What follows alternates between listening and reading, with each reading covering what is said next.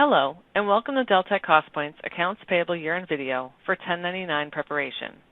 By the end of this video, you will know the setup requirements for vendors and vouchers in order for 1099s to be created. We will discuss the vendor and voucher requirements necessary for 1099 creation. We will finish with the frequently asked questions and closing remarks sections. The calendar year-end regulatory updates will be available sometime in December. Please note the dates used in this video may reflect previous or future years.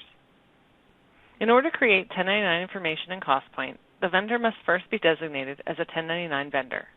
Go to Accounts Payable, Vendors, Manage Vendors.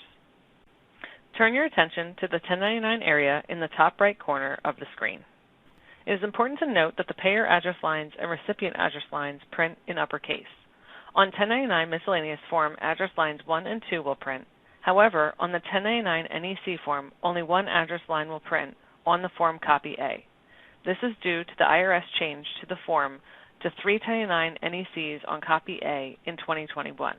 On copy B and self-mailer forms of 1099 NEC, address lines 1 and 2 will print. Once the vendor has 1099 information entered in the Manage Vendor 1099 area, in the Manage Vouchers, the voucher lines for the vendor will default to be checked in the 1099 column. The default 1099 type will be displayed in the 1099 type column. You may edit the 1099 column to not checked if that particular voucher line is not a 1099 reportable amount. Or you may keep the 1099 column checked and edit the 1099 type for each voucher line if desired. When the voucher is paid, the lines which have been designated as 1099 reportable will be used in the calculation of the 1099 payments for this vendor. Each 1099 miscellaneous type will be totaled for the selected calendar year, January 1st through December 31st, and placed in the appropriate box on the 1099 miscellaneous form when printed.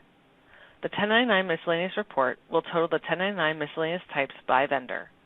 The 1099 amount is based on the check date, month, day, and year, and the check amount. 1099s may not be created for more than the check amount. If you need to edit voucher lines on a posted voucher, you may use the Manage Vendor History screen for this purpose. For any voucher selected in the screen, you may either select the 1099 column and the 1099 type will default in, or deselect the 1099 column and the 1099 type will be cleared.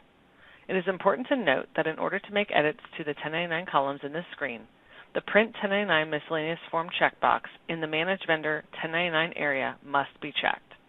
Keep in mind that the 1099 amounts are calculated by calendar year and are based on the check date and the check amount.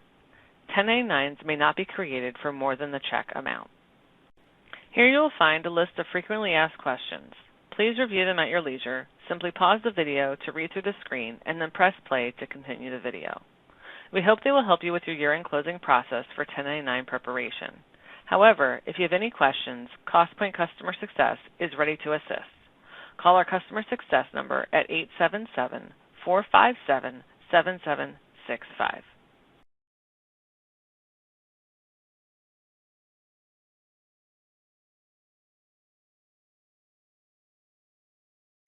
We hope you found this video informative and helpful. Thank you for attending this video on Deltek Costpoint's Accounts Payable Year-End Closing Process for 1099 preparation.